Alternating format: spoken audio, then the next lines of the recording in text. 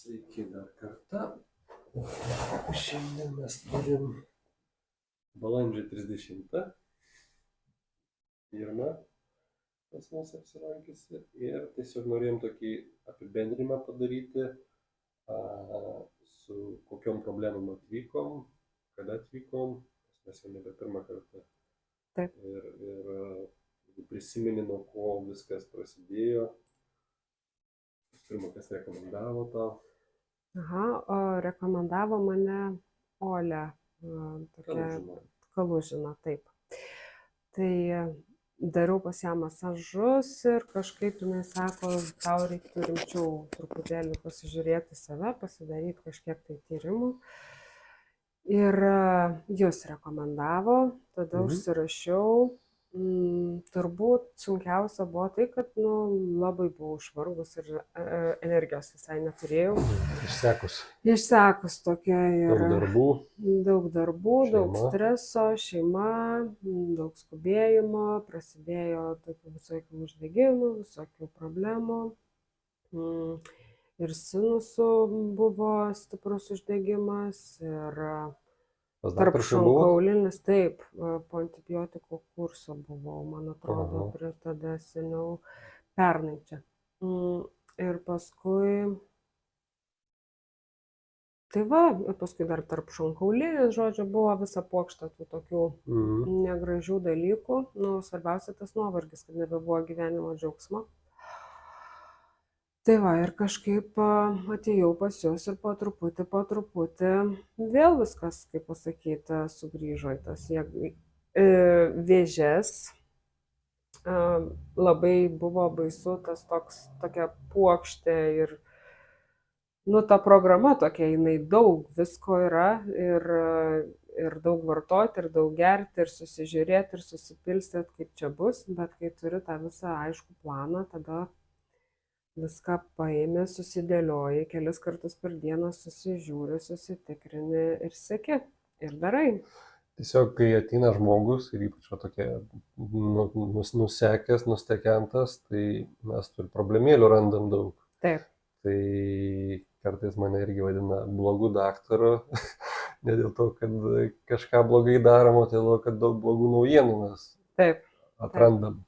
Bet kai eini per daktarus ir tau sako viskas norma, o tu jautiesi kaip nenormaliai. Visai nenormai, tai kažkokios naujienos geriau negu nieko. Ir kai yra sistema, disciplina, programa, mes stengiamės programą kuo paprasčiau padaryti, atsimenat, vieną lapą viskas, kad tilptų, kad viskas būtų aišku, sudėliota, daug paaiškinimų, edukacijas, kodėl taip, kas po ko. Ir tada žmogus turi kažkokį jau stuburą, su kuo gali eiti prieki ir tikrai, kaip ir sakot, buvo ką veikti. Ne visi žmonės gali taip idealiai laikytis, bet svarbiausia į priekį eiti. Taip. Pas jūs irgi buvo tokių ir čia operacijos, čia dabar praėjęs, irgi buvo kažkaip sudėtingas traumos, bet realiai atsistatot, jau mėnesis praėjo ir dabar turim tokius rezultatus, kad labai džiugu, ypač, kad gerus produktus naudojat, reiškia, ir kai viskas sistemingai sudėliota, kaip sakiau, negali jie neveikti. Taip. Ir geras dalykas tai, kad atsiranda motyvacija, kai jauti energiją atsigauna, kai spėjai darbuose, kai galvoja neišūžta ir adekvačiai viską dėliojasi. Tvirčiau stovi ant žemės. Taip. Tai vien žodžiu, pajutot efektą? Taip, pajutau. Kiek jums užtruko? Kadangi buvo šiek tiek pertraukos po operacijos netikėtos, tai užtruko, realiai 1,5 mėnesio gal taip. Aš taip galvoju, jeigu nebūtų įsiterpus operacija, tai apie mėnesį būtų turbūt užtrukę. Aš taip įsivaizduoju. Tipiškai pas mus apie 1,5 mėnesio. Toksai žarnyno paruošimas, detoksas, regeneracija. Mes dar kartą pakartojam detoksą dėl geresnių rezultatų. Tai tiek tikėtis, bet pusantrų mėnesių padirbi, to gali pusę metų pertrauką daryti. Taip. Kaip minėjau, geriausia pavasarį pasireguliuoti kažkiek tai ir rudenį palaikyti tą tokį režimą. Nes dabar irgi stebėkit, vasara artėja, tai turi turėti daug jėgų, daug keliauti, daug bendrauti, daug, reiškiasi, ir dirbti, kiek jums ten priklauso, bet funkcionuoti pilnam potencialę, o ne kad koją atsvilkti tik tais ir nežinoti, kokios čia ligos puola ar dar. Taip. Šiaip po pernykščio kurso prisipažinsiu, kad labai intensyviai pradėjau knygą skaityti, ko seniai nebuvo. Atsirado jėgų.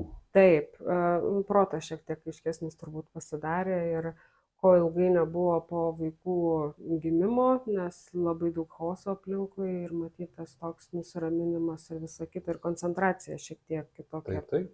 Tai čia yra visiškai susiję, tiesiog kartais žmonės net nejaučiant kiek įsisukia į tą ratą, kur viskas blogai, jeigu nėra, tada iš lovos nesikeli, nieko nedarai ir pačiam nemalonu, kad kažkaip tai tų jėgų nėra.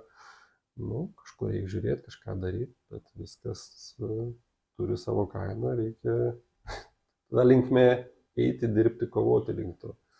Nes čia šitų metodų sunkumas yra tas, kad niekas už tave nepadarys. Šiaip tai nėra sunku. Nėra sunku? Nėra sunku. Kad gal pasižiūri visai netaip. Ne, viskas, tabletės išgerti ir ten dar kažkokį ten papildą ten pasidaryti, o tik tai tiek, kad, sekti, kad tu nepamiršti daugiau. Kitas dar dalykas galim paminėti, atsimenu, kur prieš tai žiūrėjom, kai buvo negalėti procedūros atvykti dėl operacijos. Taip. Ir kai atvykom į operacijas, tai iš karto toks iššuolis. Kai procedūras padarėm, kiek mes? 3 procedūras, ne? 2. Šiandien 3. Ir iš karto jau matosi kardinaliai pokytis. Tai tas irgi džiugina ir mano širdį, ir jūsų širdį, kad ne veltui yra ir namų darbai, ir yra procedūros.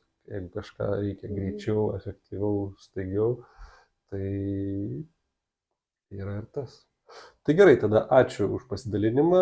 Tokie, reiškiasi, tokios naujienos, tokie pastebėjimai. Ir džiugu, kad sugebam išlipti iš sunkių tokių situacijų, kondicijų tikrai nesinorėtų vėl grįžti. Dėl to skaitom, sportuojam, kvėpuojam, judam, džiaugiamės gyvenimu ir einame į priekį. Taip, ačiū. Ačiū Jums.